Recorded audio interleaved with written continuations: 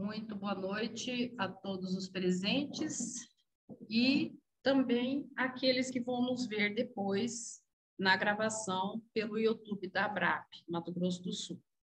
Nós vamos, para quem se interessar na gravação, nós passamos depois o link para poder a pessoa acessar no momento dela, no tempo dela.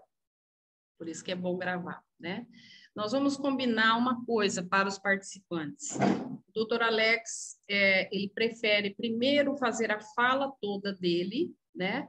Depois, no final, e aí a Luciana... Estou sem áudio, licença para sair, obrigada. Okay. E a Luciana, que é a filha do doutor Alex, que está aqui nos bastidores ajudando, né?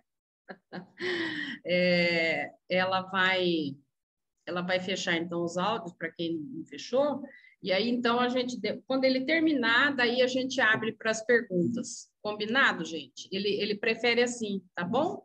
Ok? Então, tá bom. Então, com a palavra, o doutor Alex. E o doutor Alex pode falar um pouco de você, né, doutor Alex? Quanto tempo de profissão, essas coisas primeiras, assim, introdutórias, né, se quiser. E aí, depois, vamos falar, discorrer o tema. Tá bom? Tá bom. Seja à vontade. Bom, eu sou médico psiquiatra e medicina do trato, duas especialidades. Eu nasci em berço espírita aqui em Campo Grande, tendo a minha segunda mãe espiritual, a dona Edviges, que me deu todo o apoio na minha formatura. E nós nos sentimos honrados de podermos estar aqui na ABRAP para falar do tema clínica psiquiátrica em interrupção com a espiritualidade. Vocês que estão aí, estão ouvindo bem, doutor Alex? Está baixinho? Não, mas está baixinho, ele vai ter que chegar mais para cá para ficar mais perto. Esse microfone aqui. Não, acho que melhor é aqui. Você acha melhor? Não. Esse microfone ou o computador?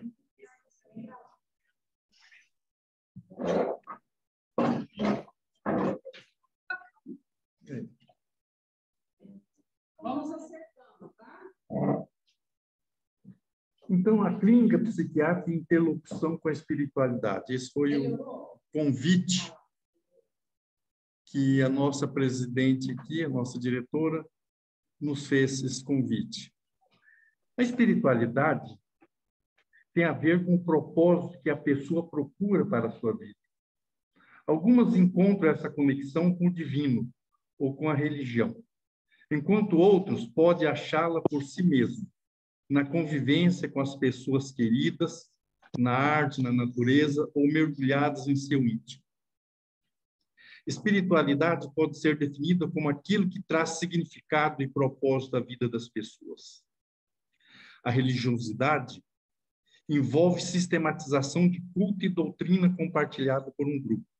A espiritualidade está feita às questões sobre o significado e propósito da vida, com a crença em aspecto espiritualista para justificar a sua existência e significados.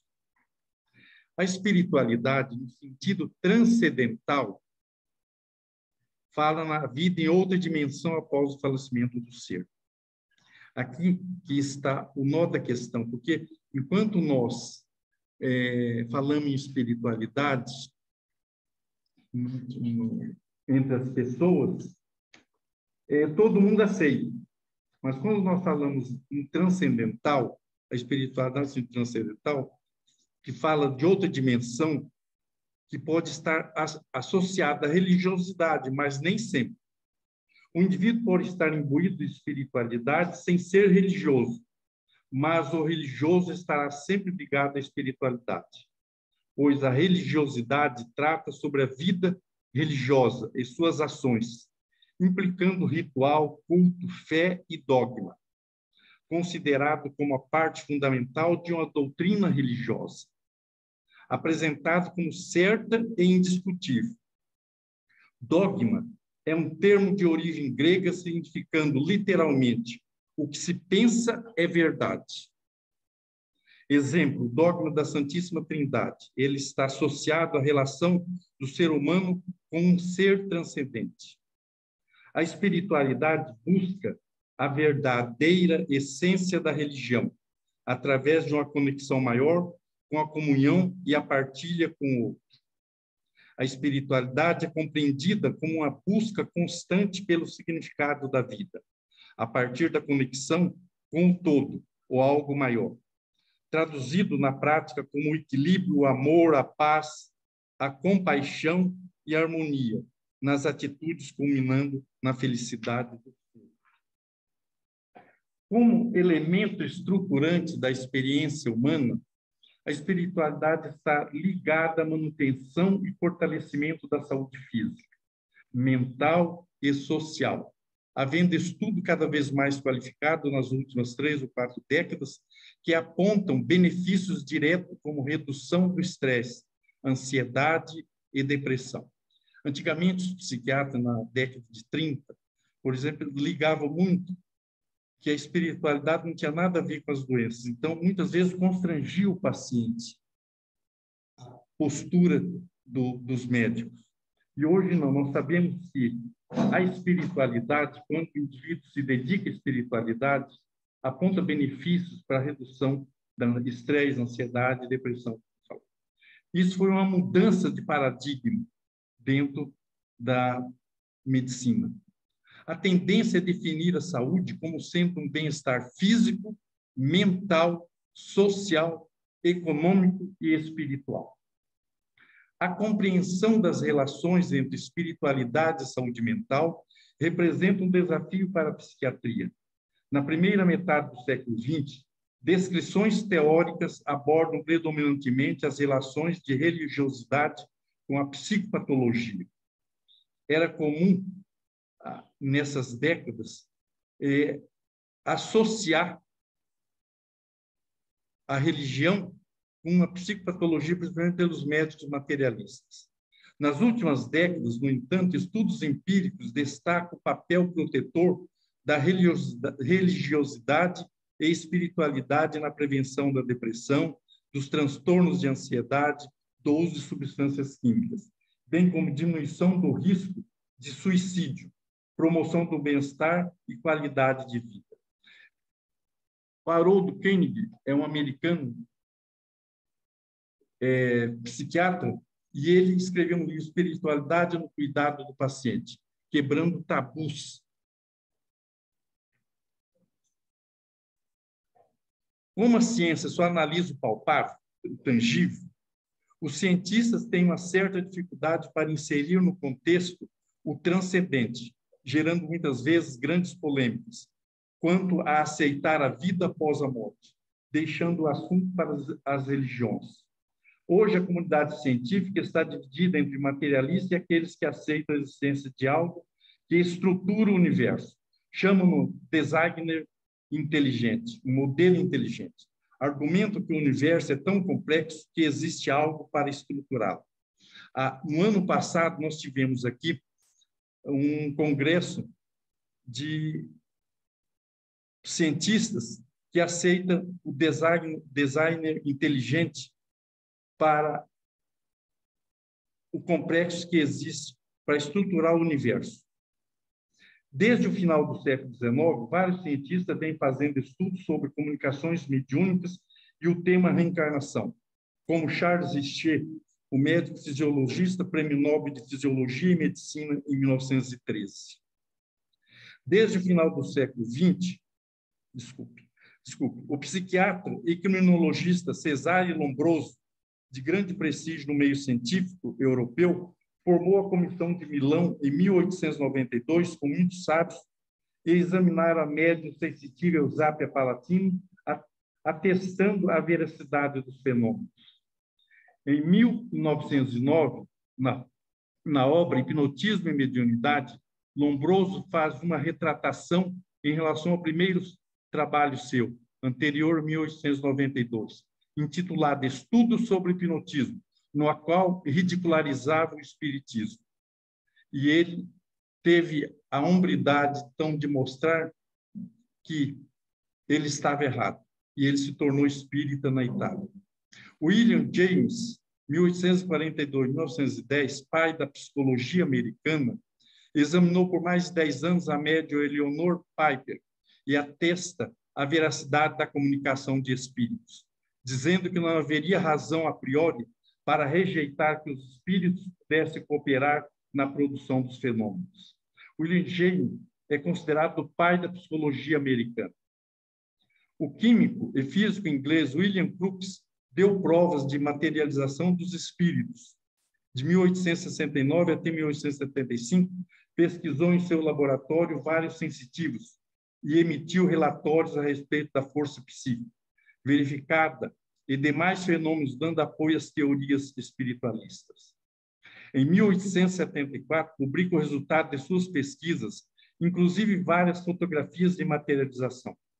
Vários cientistas atestaram tais fenômenos como transcendentais, entre eles Alfredo Wallace, Oliver Lodge, Frederico Mears, De Morgan e muitos outros. Na atualidade, encontra-se a tese de doutoramento do Dr. Alexander Moreira de Almeida, 2005, sobre a fenomenologia das experiências mediúnicas, perfil e psicopatologia de médiuns espíritas. O Dr. Alexander Moreira, ele é de família espírita e é o professor titular da Faculdade de Juiz de Fora. Ele foi diretor do Departamento de Espiritualidade da Associação Médica Brasileira e da Associação Mundial de Medicina. E ele, neste mês de julho, agora, 2022, será lançado pela editora Springer Nature o livro escrito em colaboração pelos psiquiatras Dr. Alexander Moreira de Almeida, doutora Mariane Costa e o filósofo Humberto Schubert Coelho, com o título de Ciência da Vida Após a Morte. O livro tratará de temas como, por exemplo, o que constitui evidência empírica da sobrevivência após a morte, os quais seriam as hipóteses explicativas dessa sobrevivência.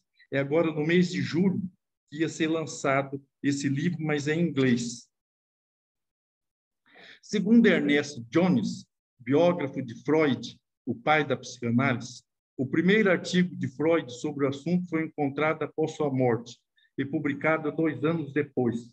Intitula-se Um Sonho Premonitório, realizado 10 de 11 de 1899.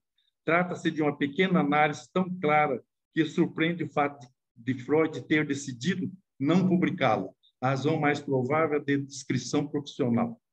Apresentou uma versão abreviada na segunda edição, 1907, da Psicopatologia da Vida Cotidiana. O improvável encontro que fora previsto em sonho demonstrava uma explicação perfeitamente natural do que à primeira vista parecia uma prova convincente de poderes proféticos ou clarividentes. Ainda segundo Jones, na terceira edição desse livro, 1910, Freud levantou a questão de haver ou não fontes de superstição dessa natureza. Isto é, problemas mais verdadeiramente ocultistas, entre eles expressão de influências sobrenaturais, e afirmou estar longe de inclinar-se a excluir a possibilidade delas de imediato.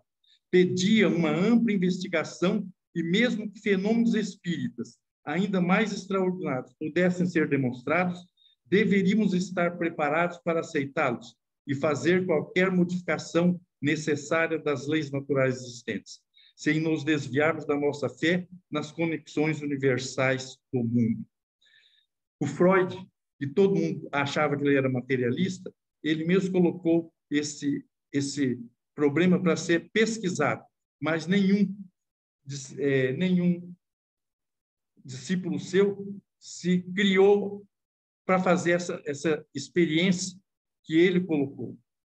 José Berraine, sua esposa, bióloga, na década de 1930, pai da parapsicologia, após realizar em torno de 85 mil pesquisas no seu laboratório, fundado na Universidade de Duke, no estado de Carolina do Norte, nos Estados Unidos, em seu livro A Alavanca da Mente, declara que as hipóteses relativas aos fenômenos psíquicos não são superiores a hipóteses espíritas. Ian Stevenson, neuropsiquiatra canadense-americano, professor de psiquiatria da Escola de Medicina da Universidade de Virgínia, Estudou por mais de 50 anos os fenômenos da reencarnação. Pesquisou mais de 3.000 casos. Escreveu o livro 20 casos sugestivos de reencarnação, dando total apoio à teoria da reencarnação. Propôs o termo idiofania no lugar de alucinação para pessoas que ouvem voz de espíritos, deixando o termo alucinação para definir os sintomas em doença mental. O psicólogo inglês Kenneth Batchelder pesquisou os fenômenos na década de 1960 e 70. Vários grupos se formaram seguindo a orientação do referido psicólogo, o qual definiu alguma condição básica para que as pessoas pudessem integrá-lo. Não possuir dotes mediúnicos ou força psicocinética. Força psicocinética é quando a mente move a matéria. Ou força psicocinética acima do normal, nem ser espiritualista. Inicialmente, os grupos se reuniam em Exeter, sede do condado de Devonshire, Inglaterra. E, além dos critérios apresentados anteriormente, os integrantes deveriam ter ainda a convicção firme, ou seja, a fé de que a mesa ia movimentar-se.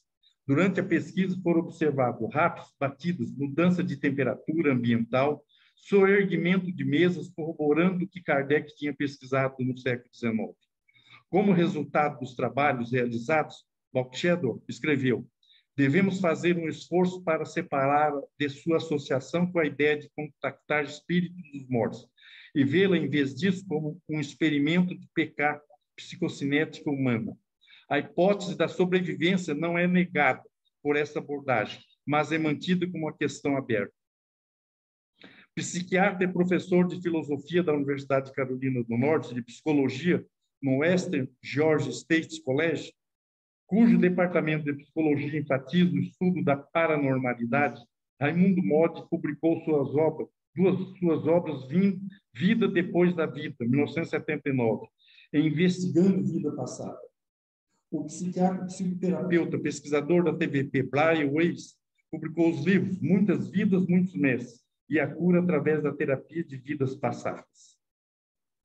O Dr. Charles Start, professor da Universidade de Califórnia, conhecido internacionalmente como pesquisador dos estados alterados de consciência, principalmente fenômeno de ver-se em uma posição fora do corpo, denominou-a autoscópio, autor do livro Do Espírito, da Mente e do Corpo.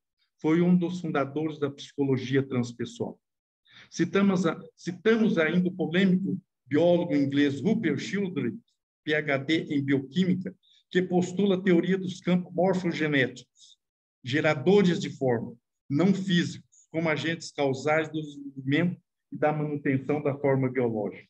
Kardec apresenta com o nome de perispírito, que Sheldrake apresenta como campos morfogenéticos.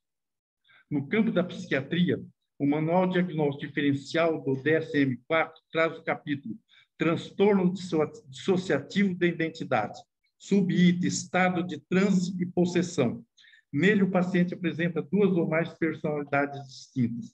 Para os psiquiatras espíritos, o problema se caracteriza como sendo espíritos externos assumindo o controle. Os psiquiatras materialistas ou os espiritualistas não espíritos veem como etiologia as vivências traumáticas da infância.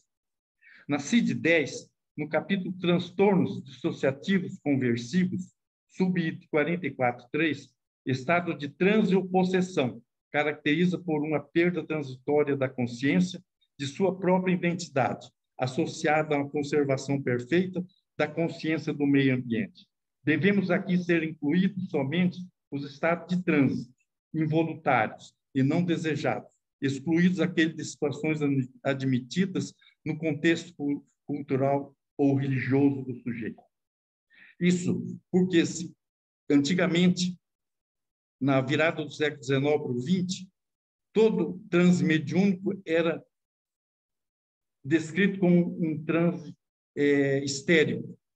E mudou esse contexto, então. Hoje já a ciência é mais positiva, dando o contexto cultural. Então, hoje não é ninguém mais histérico por fazer o transe mediúnico. Temos ainda o sub-IT 4481, transtorno de personalidade múltipla. Esse transtorno é raro e há controvérsia sobre a extensão na qual ele é iatrogênico ou especificamente cultural. O aspecto essencial é a existência aparente de duas ou mais personalidades distintas dentro de um indivíduo, com apenas uma delas evidenciando-se a cada momento. Cada personalidade é completa, com suas próprias memórias, comportamentos e preferências, e pode estar em contraste marcante com a personalidade pré-mórbida única. Na forma comum, com duas personalidades, uma personalidade é usualmente dominante, mas nenhuma tem acesso às memórias da outra, e ambas estão quase sempre alheias à existência uma da outra. A mudança de uma personalidade para outra é, no início e de regra, súbita e intimamente associada a eventos traumáticos e estressantes. As mudanças posteriores são, com frequência, limitadas a eventos traumáticos e estressantes, ou ocorre durante sessões com um terapeuta envolvendo relaxamento e hipnose. Então, aqui, quando nós apresentamos isso em psiquiatria, nós, os médicos espíritas, nós deduzimos que é um quadro de obsessão. E, para o médico não espírita, é um trauma de infância. Mas, para nós, se fosse trauma só de infância, toda criança que sofria trauma de infância tinha que ter esse problema de apresentar outra personalidade. A revista Debater,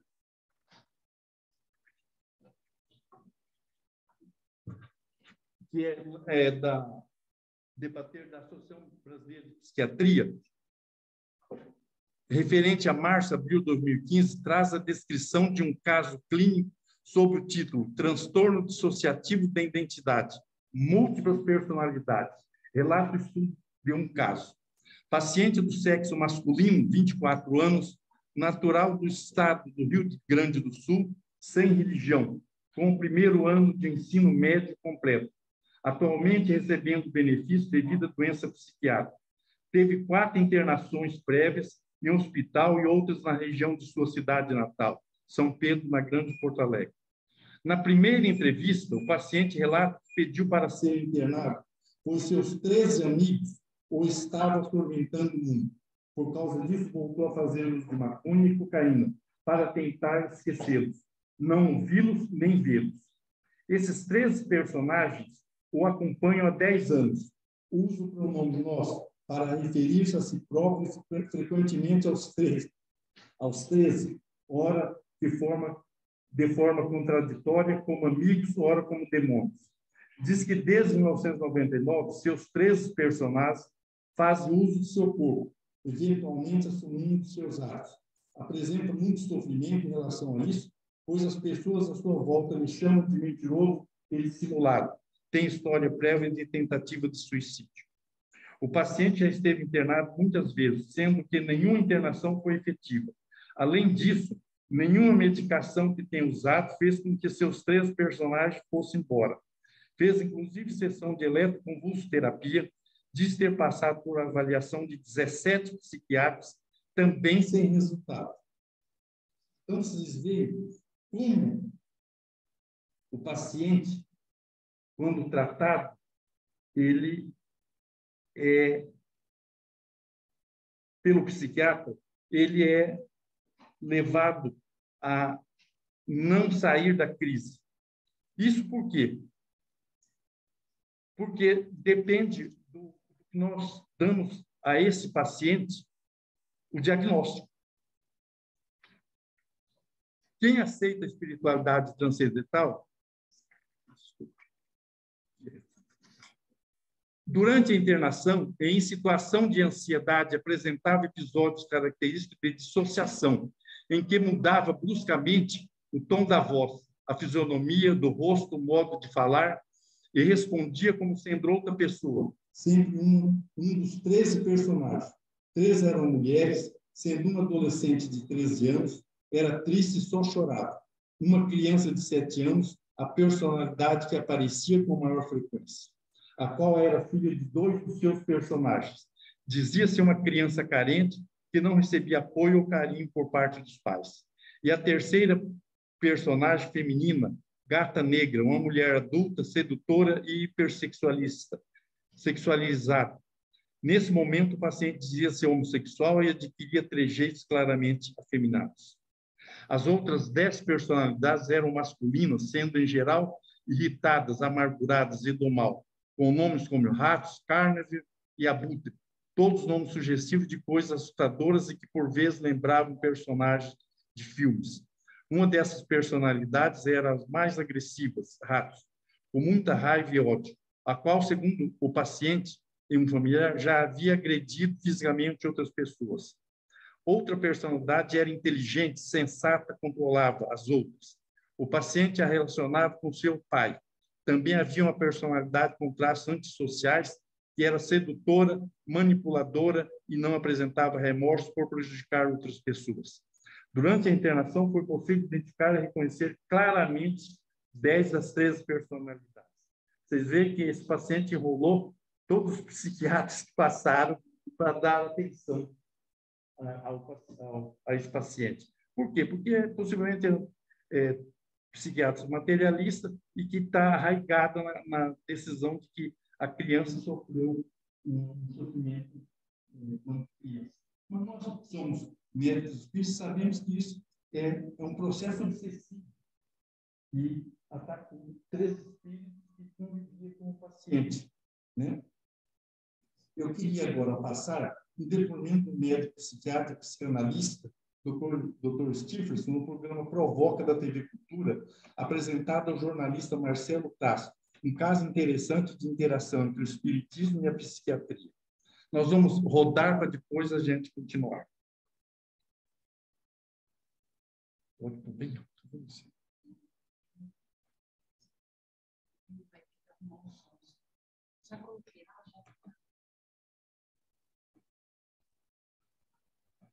Está muito ligado à psiquiatria clínica atual.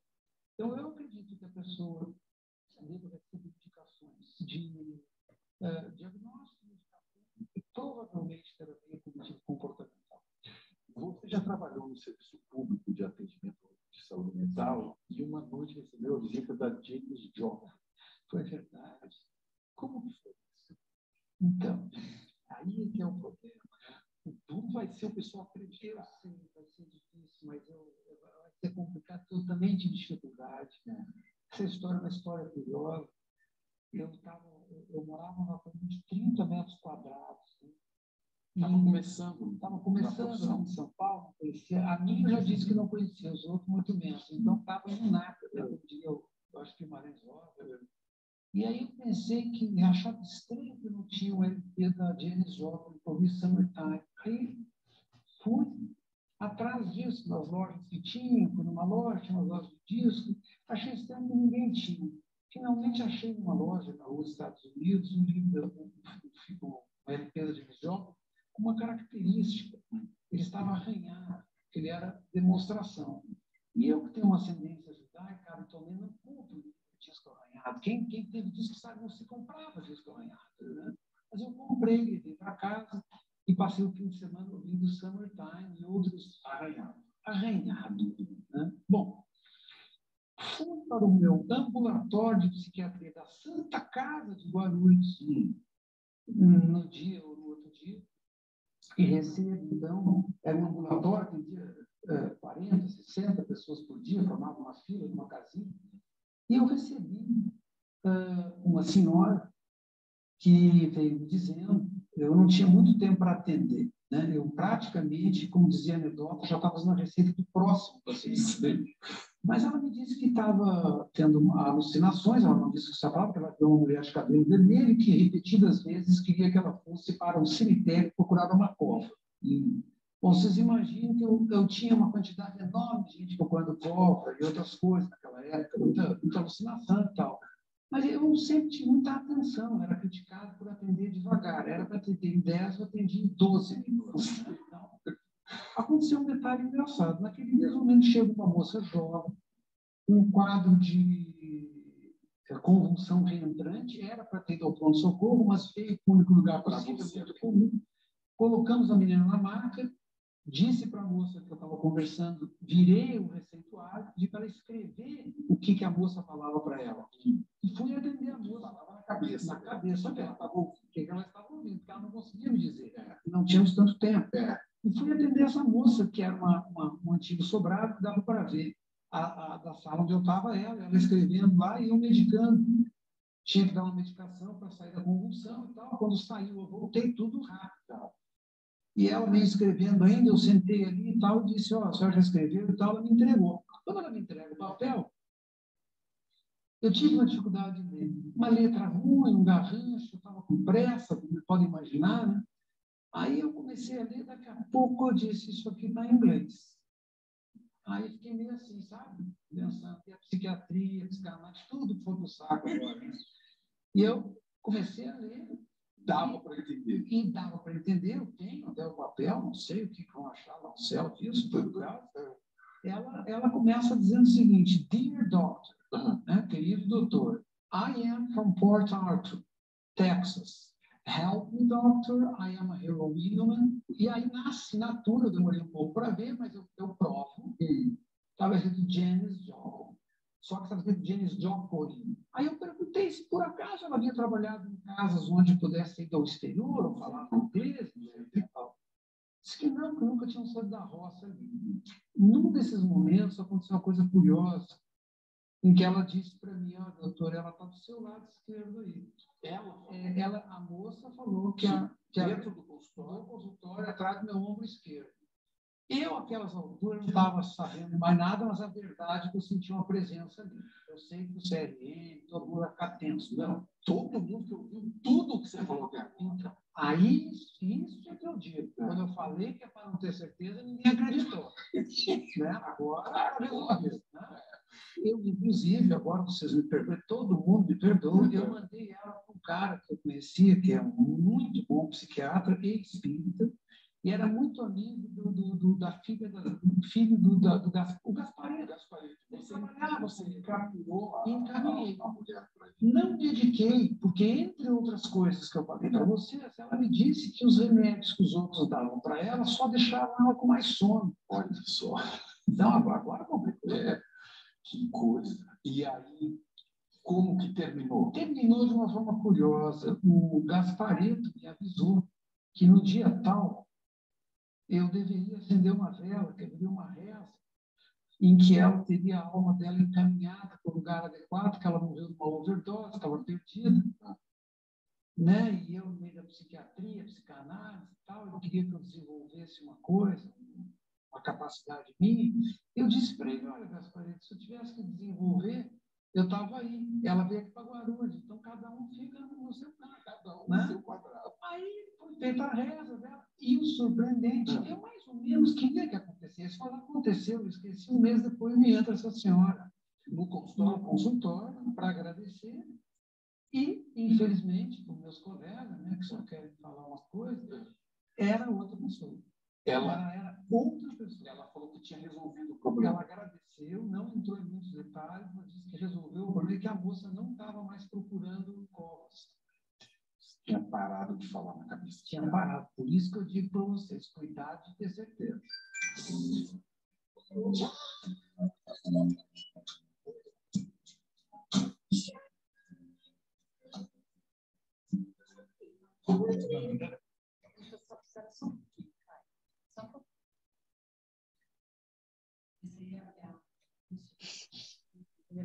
Essa é a cantora.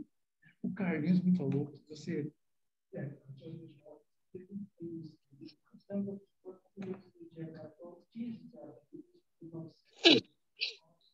Vocês estão ouvindo novamente? Não? Espera aí, só um pouquinho. Eles viram o vídeo, será que viram o vídeo?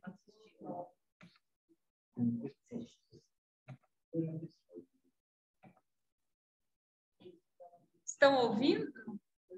Estão ouvindo? Quando chega mais perto, sim.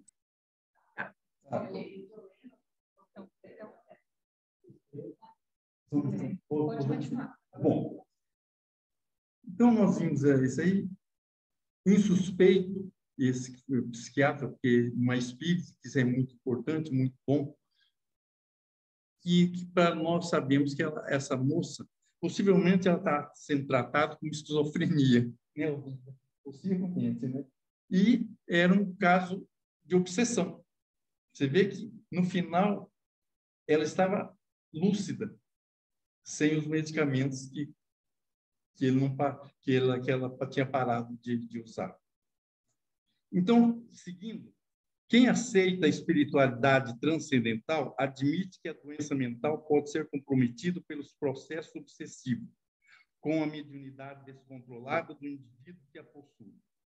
Na obra O que é o Espiritismo, página 111, 114, Kardec nos assegura: a loucura provém de um certo estado patológico do cérebro, instrumento do pensamento. Estando o instrumento desorganizado, o pensamento fica alterado. A loucura é, pois, um efeito consecutivo, cuja causa primária é uma predisposição orgânica. E vai além. Não confundamos loucura patológica com obsessão. Esta não provém de lesão alguma cerebral, mas da subjugação que espíritos malévolos exercem sobre certos indivíduos e que muitas vezes têm aparência de loucura propriamente dita. Essa afecção muito frequente é independente de qualquer crença no espiritismo e existiu em todos os tempos. Fazendo conhecer essa nova causa de perturbação orgânica, o espiritismo nos oferece ao mesmo tempo o único meio de vencê-la, agindo não sobre o enfermo, mas sobre o espírito obsessor. O espiritismo é o remédio e não a causa do mal. Nosso muito obrigado. E vamos abrir agora para as perguntas. Era concomitante. Mas aí eu deixei a tela. Acho que eles não viram direitinho. Assim. Depois daquela apresentação. Então, estamos à disposição. Agora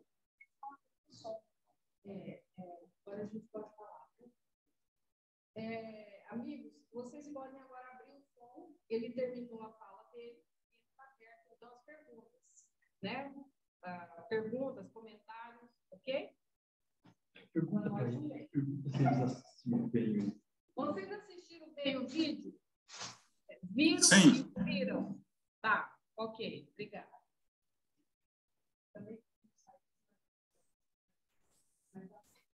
Posso iniciar, então? Se eu não responder... Bom, doutor Alex, primeiramente, então, o nosso imenso agradecimento, né, como pai, por tratar meu filho, Gabriel. Sim. É obrigação nossa, como médico. Mas o carinho com que o senhor trata é de um médico muito humano e espírita.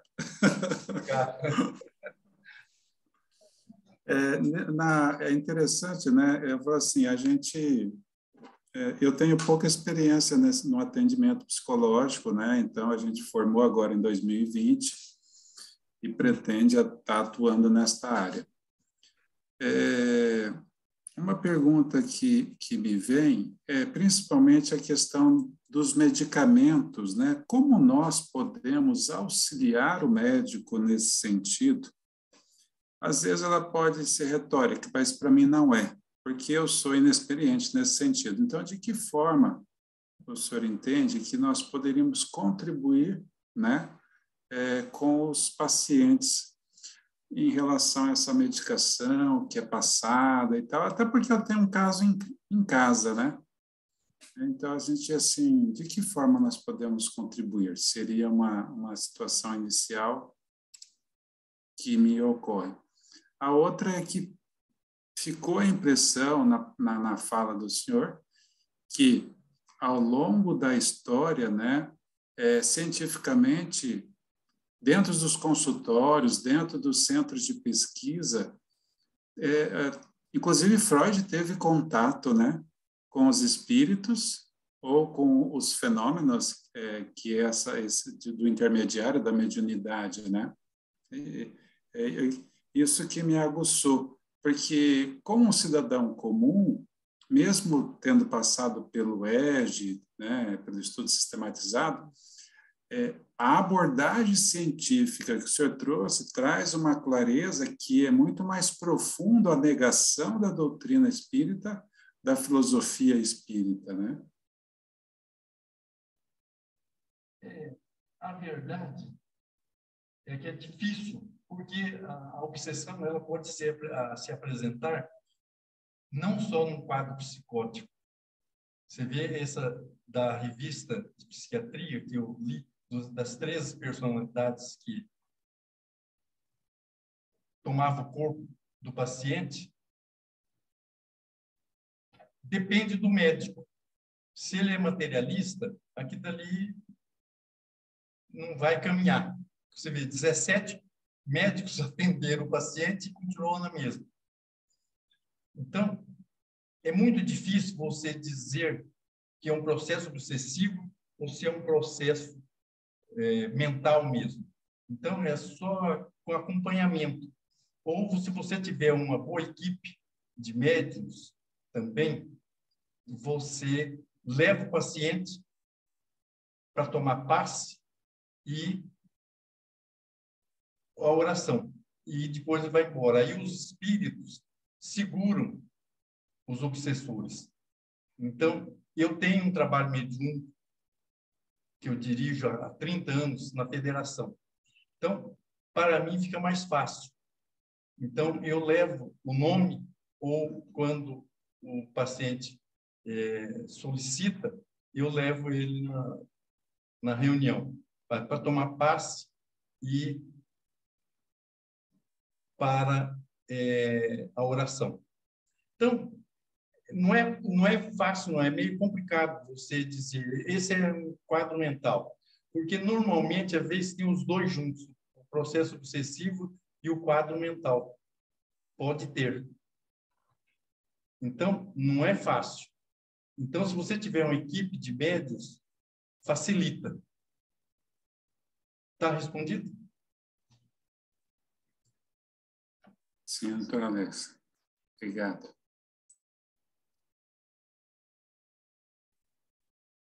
Mais alguém? Da plateia também.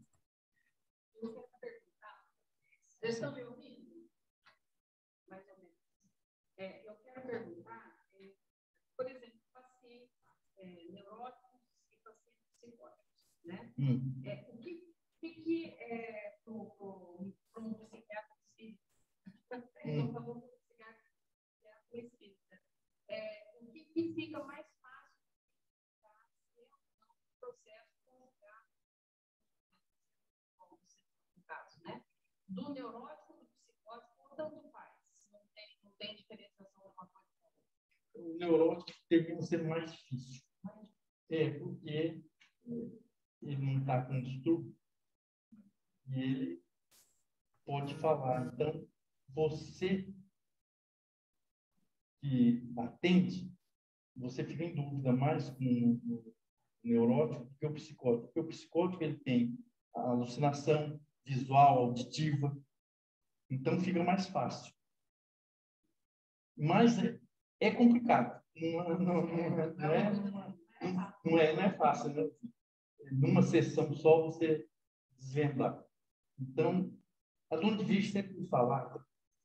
Vocês conheceram a Dona de Vista? Todo mundo conheceu? Que sempre tinha alguma coisinha de espiritual. Todo paciente, se você já está sofrendo mentalmente, pode ter. Ela me fala. Então, não é fácil você distinguir se essas duas coisas juntas ou não. Se tiver juntos, você tem que fazer. Se você é médico espírita, você leva o nome dele. Porque, primeiro que você, como médico espírita, você não pode tratar isso no consultório, porque a medicina ela é materialista. Então, você não pode ficar falando, olha, eu sou espírita, vou fazer isso. Misturar religião com medicina. Então, todos os casos que eu levo na federação, eu tive, por exemplo, um paciente que o marido chegou com ela, me apresentou e falou, doutor, eu estou procurando o senhor não como médico, eu estou procurando o senhor como espírito, porque eu não aguento mais minha esposa. Porque é um mês internado no hospital psiquiátrico e 1 mês em casa. Eu já não aguento mais. Eu estou trazendo isso porque eu queria que o senhor desse jeito. Então, ele deu uma abertura. Aí eu perguntei para ela, o que está acontecendo com você? Ele está aqui do meu lado. Ele está rindo de mim de sarcasmo e fica me xingando. Então, aí eu analisei, aqui tem um problema espiritual. Como ele me deu abertura, eu falei, olha, esse tratamento é feito, e ela tinha uma doença mental junto. Transtorno. Ela tinha. Eu falei, olha, você vai levar na federação. E no meu consultório eu não trato disso. Isso aqui é lá na federação. Então, eu separo do meu consultório. Se o paciente não me pede, eu trato com um médico psiquiatra. Eu posso até saber que não vai dar muito certo, mas eu trato. Eu tenho que respeitar o paciente que me procurou como médico. Não sou eu que vou falar para ele. Olha, você precisa ir um trabalho. Nada disso. Então, eu trabalho. Quando a pessoa me dá abertura, que pede, aí eu levo a federação, porque ele pediu. Fora disso, eu tenho que tratar como psiquiatra, como a medicina manda que eu faço. Eu não posso misturar religião dentro do meu consultório. Então, eu trato, sei que não vai ter muito efeito, mas eu vou atender. Se ele me pedir, tudo bem. Se ele não me pedir, eu fico quieto.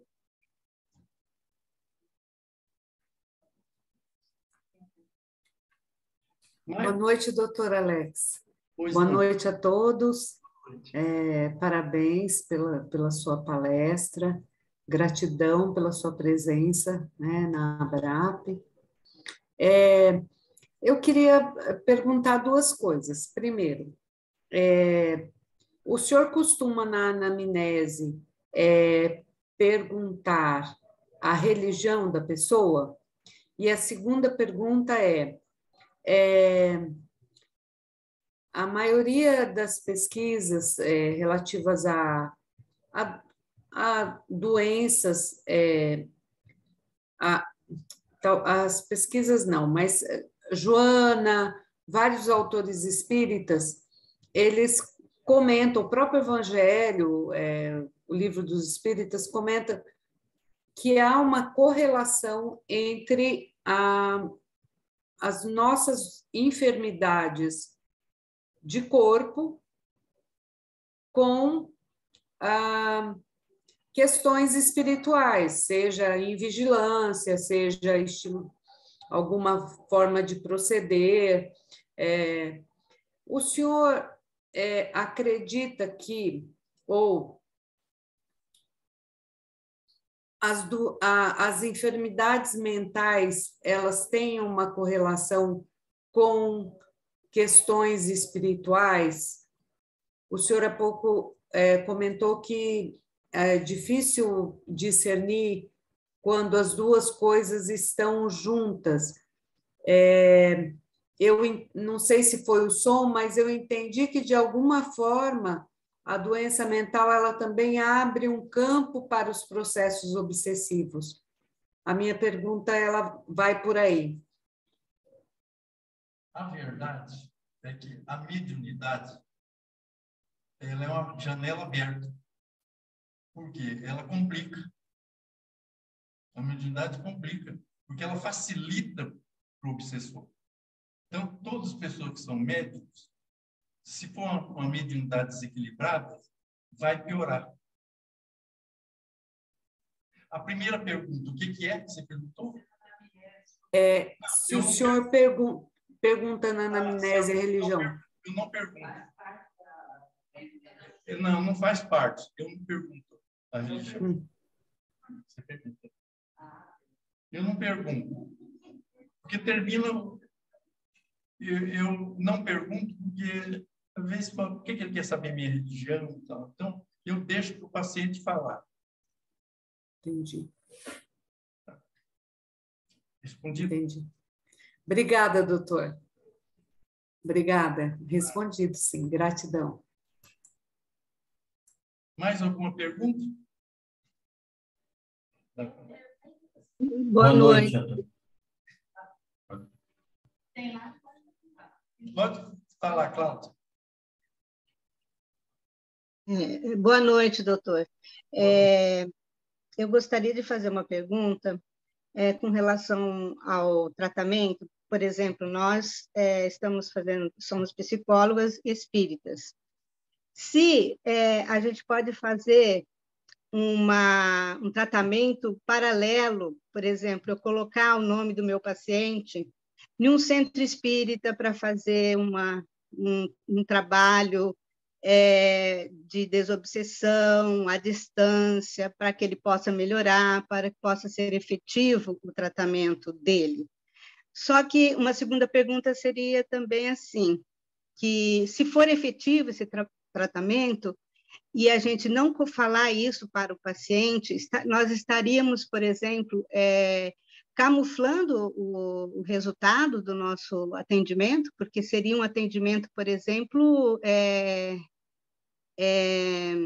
vamos dizer, sem levar em conta a espiritualidade. Eu estaria ali fazendo um tratamento com ele, sem levar em conta a religiosidade dele, né? Tratamento, assim, científico.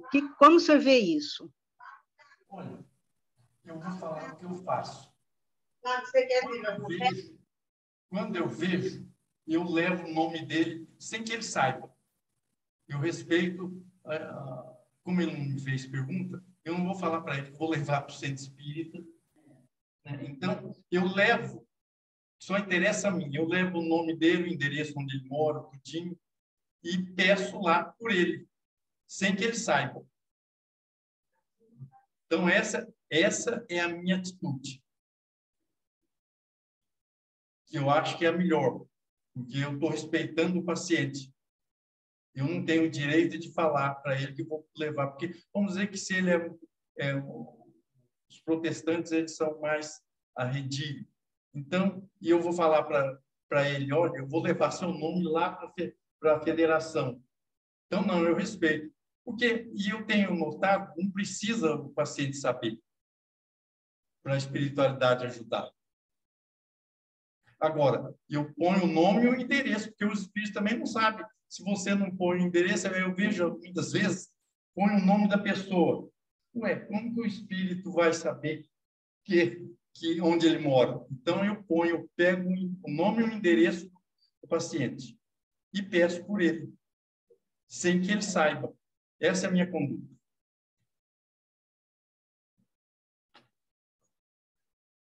Vamos falar.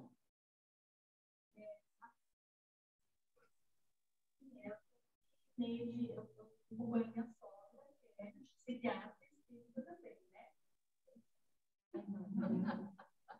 E eu sou estudante de psicologia, até agora no segundo semestre. Ou seja, não sei. Vocês estão ouvindo? Estão ouvindo, gente? Melhorou agora? Não? Chega para cá. Chega para cá.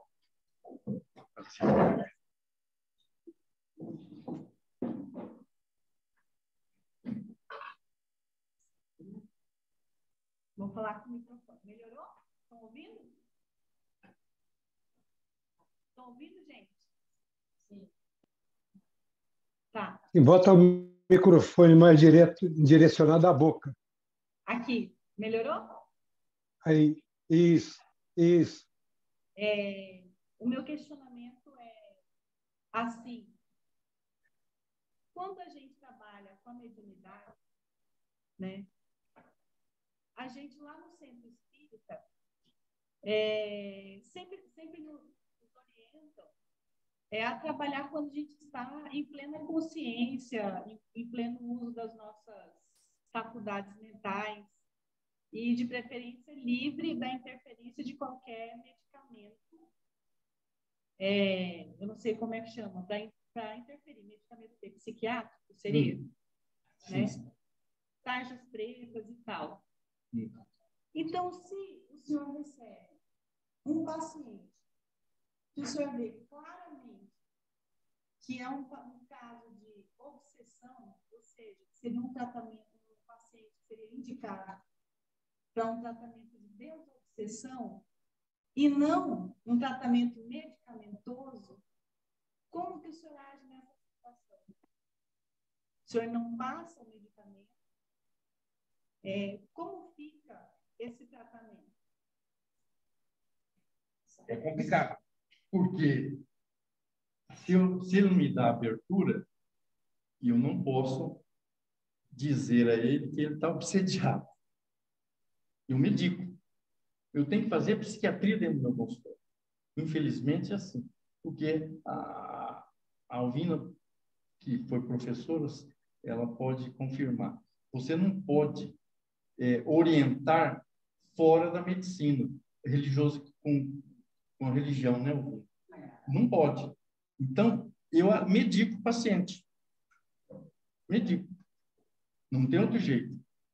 Ele não me deu abertura, eu não posso falar para ele, olha, aqui é um processo obsessivo, ele não vai entender. Não vai. E eu não posso fazer isso. Então, eu trato com medicamento. Eu acho que é isso que a Alvina também termina fazendo. Não tem jeito. Você não pode ter. Mesmo num processo obsessivo muito longo, pode alterar as estruturas neurológicas, química. Então, eu acho que sempre tem que ser feito um tratamento conjugado. Mas, se a pessoa procura o médico, lá no nosso consultório, a gente trata a doença, dos sintomas. Mas a família acaba depois levando o centro. Tem pacientes nossos, e aí a família, em um retorno, falou assim para mim, o espírito comunicou lá no centro, e falou, vocês podem parar de ir lá naquela mulher de chapéu branco. Falaram assim, não adianta, ela não vai me afastar de você. Então, eu acho que a gente deve tem que fazer um tratamento complicado. Às vezes a paciente está correndo risco de vida, sem se alimentar muito tempo, desidratada. E nós temos que muito considerar a parte orgânica geral da paciente. E isso aí é que nos dá o caminho para fazer o seu tratamento. Sempre o melhor é o tratamento médico. O tempo o tratamento é provisório. À medida que ela melhora, se ela melhorar sem o tratamento e com o tratamento espiritual, porque isso sempre envolve uma mudança interna do próprio paciente. Né?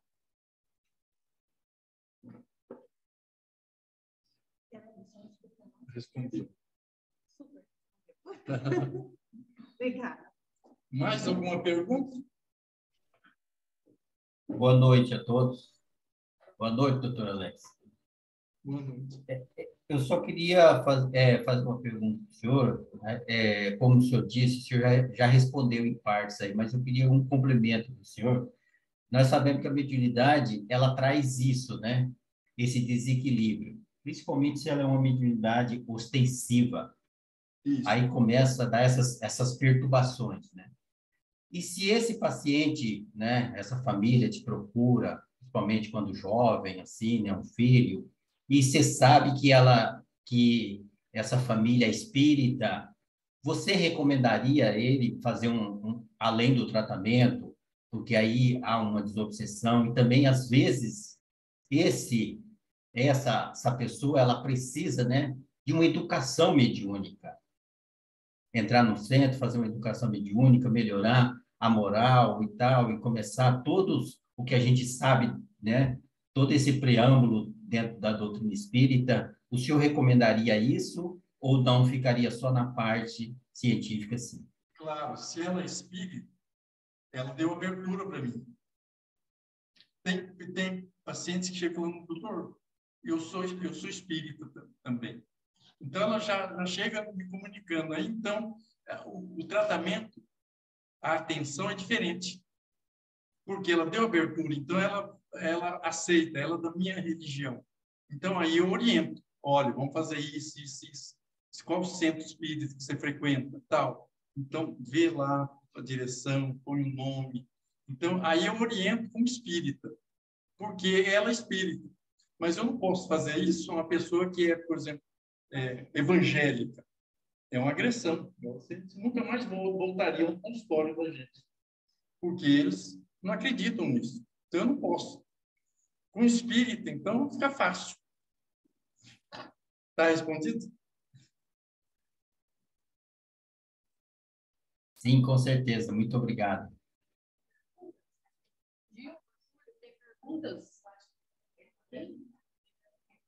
Então, o Jorginho? Mais alguma pergunta?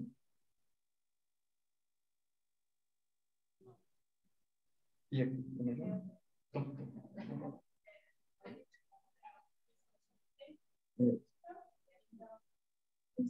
Uhum. Ótimo. Então, a minha dúvida é em relação à criança. Eu trabalho com crianças de 6 anos. E nós sabemos, sou professora. E nós sabemos que em alguns casos existe a mediunidade de crianças, mas nós jamais tocaremos menos em religião. Mas, como espírita, a gente tem esse outro olhar, né? Voltado para a criança. Acontece, o senhor acha que pode acontecer essa questão de obsessão, porque às vezes ainda é pequeno, né? Muitas vezes tem isso, a gente sabe que está ligado a uma questão emocional também, mas quando eu posso voltar esse olhar mais para esse lado da psiquiatria, ou ter esse cuidado, assim como a experiência ao longo da vida com crianças? Eu atendi uma criança de 6 anos, que a mãe chegou falando, doutor, eu estou procurando o senhor porque eu não quero esse remédio que os psiquiatras passam, é muito forte. Ele tinha 6 anos. E aí eu estou procurando o senhor é espírito. Então, ele deu abertura. Ela deu abertura. Aí, o menininho chegou assim e andava que nem roupa. E aí, ele falou assim para mim, ele sentava, olha, ele tinha quem criava ele, mais era a avó. A mãe era mãe solteira e trabalhava. Aí ele falou assim, a vovó está aqui do lado, ela está dizendo que eu posso falar para o senhor, porque o senhor vai acreditar em mim. Porque se eu falar para o psiquiatra, vai falar que eu sou doido. A criança falou isso. A avó tinha morrido. Pois é, a avó tinha morrido, e ele ficou. Né? Aí ele falou assim para mim, e ele morava no 3º andar. Falou assim, tem uma voz que fala para mim que eu tenho que pular da janela. 6 anos de idade. Aí eu fiquei naquela. Né? Como ela deu abertura, eu falei, vamos levar ele para a federação. Então, ainda bem que você vê a espiritualidade, né? Porque se não fosse espírita, eu ficava de saia justa. O que eu ia fazer com a criança? E a criança sentiu confiança. Confiança. A vovó falou, está aqui do meu lado, falando que é para mim falar que o senhor vai acreditar. Que o senhor... Aí, eu não dei remédio, porque eu vi que era um processo obsessivo mesmo. Aí eu encaminhei ele para a federação. E aí aconteceu até uma situação difícil, porque as médicas tudo em pé, aquela criança abraçava, tal, né? O espírito veio bravo. Veio bravo, fica abraçando isso. Acho que não fez mal. Ele fez mal para muita gente que ele mandou matar numa reencarnação passada. Então, ele vai ter que pular a janela. E aí nós começamos a dar esse atendimento na federação e eu não passei remédio nenhum. Aí ele ficou bom, porque o meu trabalho mediúnico lá da federação, os espíritos chegam, quando o paciente vai, que eu levo o paciente, é fácil, porque eles fecham a porta, falam, já fecharam a porta, não deixou a gente sair. E eles falam, eles não deixam mesmo. Porque eles dizem que é um pronto-socorro e um hospital no plano espiritual. Então, aí, Eu não dei remédio nenhum. Fizemos trabalho e foi interessante porque teve médicos que viu descendo, aquela que o Papa usava a liteira, lembra daquela? Desceu com pé de bode, chifre, sentado na cadeira. Então, isso para dar medo, querer dar medo na gente, né? Que era o tal do diabo, né? E aí ela descrevia, e ele com tapete tudinho, com serviçais fazendo tudo, e ele ameaçando, né? E veio dialogar com a gente, que a gente estava tomando o pessoal da região deles. Então, por isso que é importante a gente fazer trabalho mediúnico, som de casa espírita, não nada de a gente vê muita gente fazendo trabalho mediúnico em casa, um perigo, porque a espiritualidade ela está ali para defender.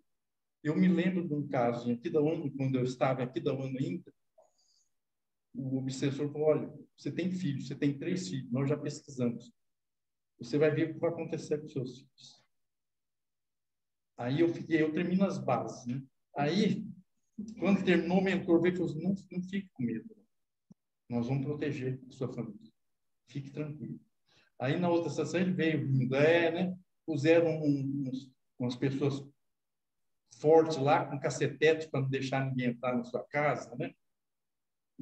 Então, a espiritualidade tem meios de ajudar. Mas você tem que fazer isso numa federação, num centro espírita. Nunca fazer dentro de casa. Eu posso falar a ideia. Então, a mediunidade é uma faca de 2 gumes, né? Se uma mediunidade descontrolada, termina complicando a vida do paciente. Aí, deixa eu terminar da criança.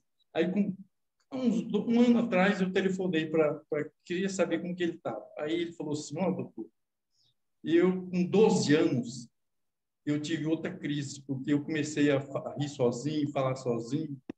E aí nós procuramos o senhor, mas o senhor não atendia mais a CACEMS. A CACEMS é o plano de saúde dele. E aí nós procuramos outro psiquiatra. E aí, como que foi? Ele deu remédio e falou que eu sou esquizofrênico. E riu. Ele falou que eu sou esquizofrênico e tenho que tomar esse remédio a vida toda. E o que você está fazendo? Eu estou fazendo 3º ano de física. E começou a rir. Então, claro que não era esquizofrenia, né? E aí ele fez um surto psicótico, possivelmente que tinha que tomar remédio, mas a minha conduta seria tirar o remédio lá na frente para ver o que dava. E ele falou: mas eu tenho que tomar a vida. Ele falou que eu tenho que tomar a vida toda, e ria. Como que pode ser um esquizofrênico, né? Então, ele deve ter tido outro. Então, é complicado. Por isso que eu falo, é complicado. Não é fácil, não. Isso. Pode levar. O processo de obsessão. Crianças também pode ter. Ele tinha, parece... Eu senti que ele era... eu senti que ele era, uma encarnação anterior, um chefe de engenho, uma coisa que mandava matar. E ainda o pessoal, as médias abraçavam ele e tal, então deixou o espírito bravo. Ué, como que é? Vocês estão pensando que ele é bonzinho? Bonzinho coisa nenhuma. Ele mandou matar. Nos matar. Certo? Mais alguma pergunta? Eu me lembrei, até que estava falando de diagnóstico, e eu disse que nós fazíamos o nosso consultório, tinha vários médicos.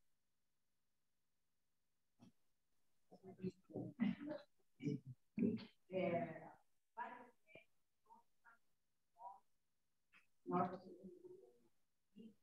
ficamos muitos anos faziam uma reunião do Estado. Então, eu acredito que até o consultório se beneficiava. E teve um paciente que falou que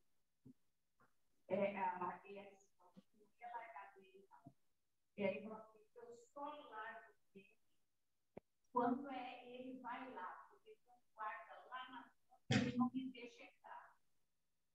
Então, muitas vezes, então, na hora da consulta, pode ser que o comportamento dele não tem nada a ver com o relato que a família faz quando ele está em casa. Então, é importante, nós todos o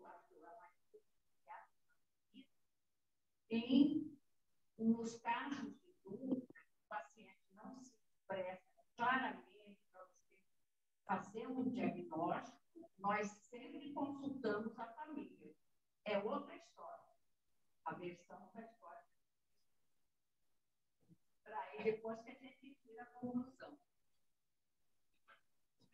Eu sou bastante prática, tá, doutora Alex? Eu vou fazer perguntas para os dois psiquiatras. Doutora, aí em Campo Grande, né? Nós estamos em Campo Grande, tem pessoas de outro estado. O senhor atende só particular? Atende convênio, não atende? Sabe por que nós estamos falando? Porque nós recebemos pessoas, né, que a gente precisa mandar para uma avaliação psiquiátrica, né? Então, sendo espírita facilita para nós. Né? Então, eu gostaria de saber... Eu já fiquei muito velho, por isso que eu parei de atender. Tá. Eu só tenho particular. Tá bom, tá, certo. E assim, eu não estou atendendo mais. Já aposentou. Agora eu só aposentei. Aposentou. Agora eu estou realmente estudando. Tá certo. Agora eu tenho tempo para isso. Obrigada.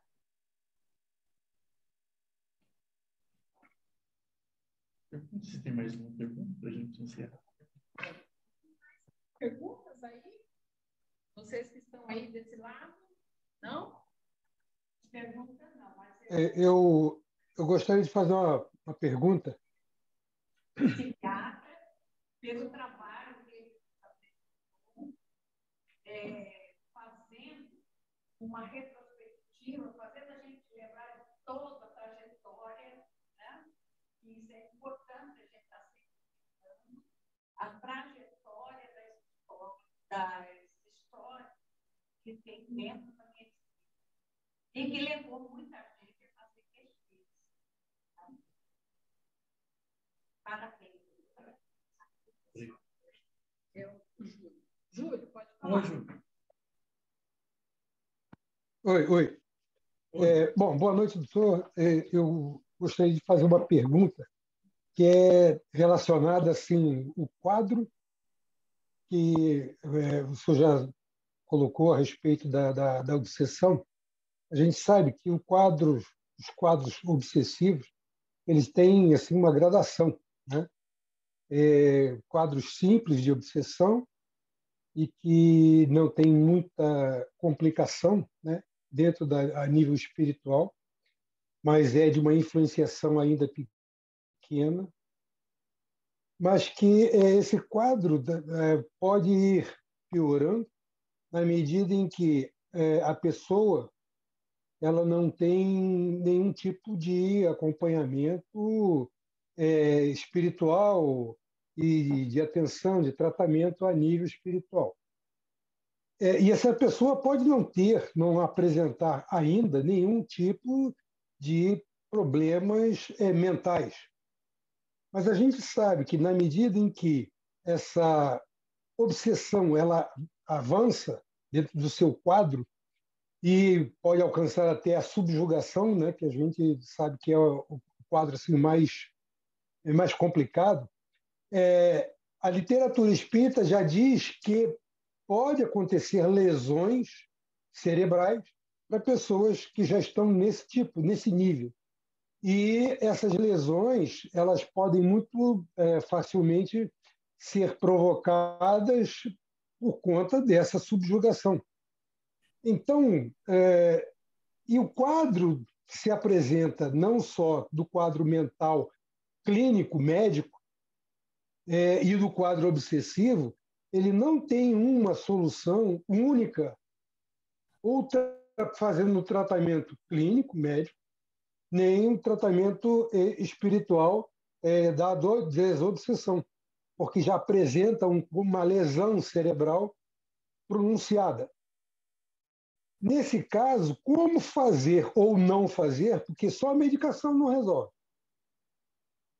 Porque o quadro de obsessão já está bastante acentuado e indo lá para psicose avançada, coisa e tal. Então, como é que seria, né, o tratamento de uma pessoa nessa condição, né, com essa característica? Olha, se a pessoa for espírita, fica fácil. Fica fácil. Agora, fora da doutrina espírita, se ele não dá abertura, você tem que pautar pela ciência que ela determina na psiquiatria. Sim, mas nesse caso, o próprio o médico, né, que ele é espírita e ele tem a informação, né, de que o quadro é esse, que não vai se resolver exclusivamente com o tratamento clínico, médico, isso seria enxugar gelo, né? A pessoa continuaria apresentando o quadro ou ela seria simplesmente assim anulada, né, psicologicamente, né, psiquicamente anulada, e ela deixaria de ser uma pessoa, porque ela teria que viver à base de medicação muito forte para evitar o quadro psicótico ou de alucinação ou de influenciação, né, no nível mais grave. É o caso daquele que esse psiquiatra, psicanalista colocou, que ela reclamou que estava tomando remédio muito forte, porque ficava só dormindo. Então, por quê? Porque é a linha da psiquiatria organicista. Então, não tem muita... A gente não pode falar em religião. Não pode falar por causa disso, porque quem acredita nisso são os espíritas só. Comunicação espiritual é só os espíritos que acreditam. Tem muita gente que para o médico materialista, ele fala que isso daí antigamente falava que era histeria. Hoje eu aceito como natural. Numa condição, né, em que, dentro do ambiente familiar, a gente sabe que as pessoas têm opção, né, por seguir a sua religião. Uns são, sei lá, evangélicos, outros são protestantes, e pode ter algum que seja espírita. Dentro desse ambiente em que existe assim possibilidades diversas, né, inclusive da espírita, seria o caso de evitar algum tipo de, sei lá, discussão, né, familiar, mesmo que existisse alguém espírita na família? Eu posso falar da minha prática? Pode. Eu vou falar aqui da minha prática dentro da ciência da psicologia, que não é da psiquiatria, né? Então, assim, duas situações a gente pode sugerir, né?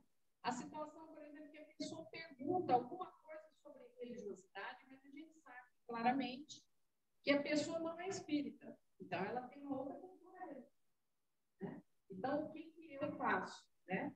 Eu oriento a pessoa a procurar o líder da religião, seja lá qual for ela, né? E tirar suas dúvidas religiosas na religião dela, tá? Agora, esse caso que o Júlio está falando, hipoteticamente, o que eu, dentro da minha área, faria, né? Eu também iria fazer uma sugestão, né? Olha, está no psiquiatra, parece que tem uma melhora, né? Também tem muitos estudos, pesquisas de que a espiritualidade, né? Então, eu sugiro, né, que vá, sim, procurar o seu líder da sua religião e fazer dentro da sua religião os tratamentos dentro dessa área. É o que eu faria, sabe? Eu conduzo mais ou menos dessa forma.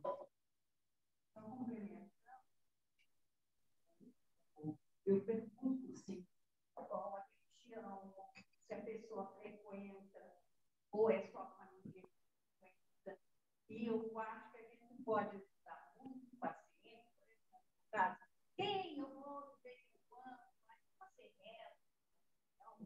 Eu falo, você faz as suas orações e pede, eu tenho certeza que você vai. A gente trabalha, seja qual for a religião. Deus é universal. E toda a espiritualidade está aí, né, está ajudando a todos aqueles que precisam, independente de religião. Então, quando tem uma brecha espírita, eu reforço para a pessoa orar, ter fé, ter esperança, que é coisa assim que funciona, né? Então, foi uma lembrança, né? Porque dentro da psicologia processual tem um grande grupo, muito inteiro, que já tem evidência, né, do poder da oração. Então, não é só a eleição que fala isso, né? Então, a gente pode falar.